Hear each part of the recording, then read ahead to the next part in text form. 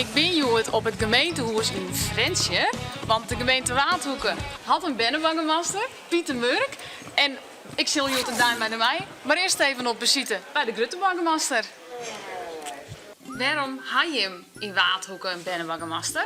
Het was een idee vanuit de Rie. Die toch van als wij zoveel belang hechten aan een goede relatie ook met dus jongste inwoners, met jongerijn en met Ben. Dan zou het misschien ook mooi wezen om een bennenborgmaster te hebben als vertegenwoordiger van uw Ben. Dus toen is dat er een uitstel komen in de Rie om met de aanstelling van een bennenborgmaster aan de slag te gaan. En dat had vertuigd in, want nou is Pieter Murk is uw bennenborgmaster. En waarom moest je dan bennenbangemaster worden? Nou, het lijkt me gewoon leuk dat de band ik een mening heeft. Want er zijn de meeste grote mensen die een mening hebben dan in een gemeente. Want banden vind ik altijd hele goede ideeën. Wat maakt je dan alle jaren als bennenbangemaster? Mooi nou een soort van feestjes. Zo noem ik dat zo maar. Feestjes? Nieuwjaarsrecepties maak ik met daar en zo. Ik ben bij de weekendschool West. Ik ga nog naar de dodenherdenking. Maar dan is dus onwezig bij wichtige dingen waarbij de gemeente ook onwezig is. En verder, wat voor taken heeft je? Ik heb taken voor dat je gewoon ideeën inbrengen. Goed luisteren ik naar oren bij van wat was. Ik ken wat proberen van je. Ik kan gewoon zelf ideeën echt inbrengen. Want dit is die moodboard. Hier staan alle jaar ideeën op vandaag. Ja. Kist er eens eentje uithalen? Ja, dat er net rookt wordt bij jongere bijen, want die nemen het wel eens oer. Wij gaan eerst naar de squallen, geven wat knutseling. Van, wilt u hier niet roken, bijvoorbeeld? Hier spelen kinderen. En waar moeten die bordjes staan dan? Waar zullen je hem die deel zetten? Bij speeltuin, bij sportvelden. Ik zeg hier ook iets staan over de beleeftuin.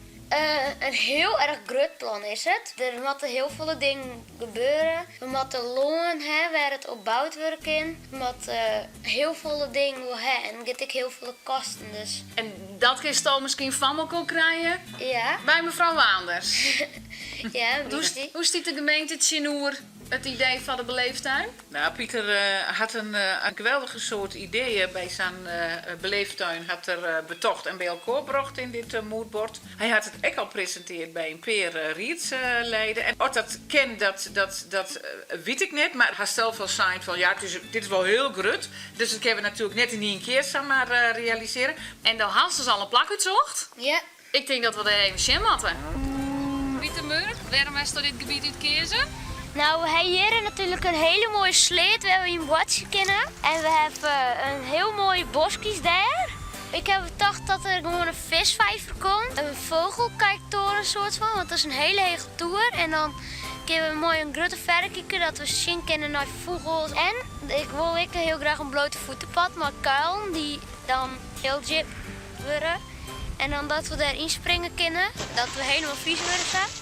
Waarom is het nou zo wichtig dat er een beleeftuin komt? Nou, dan zit je met de hele dag achter een scherm. Dan kun je gewoon boeten lekker wat zien. Als je alleen maar op het scherm zit, kun je alleen maar wat filmpjes zien. Alleen hier boeten, dan kun je meer beleven dan op zo'n telefoon of zo. Als bennenbangemaster is Pieter Murk aanwezig bij belangrijke evenementen van de gemeente.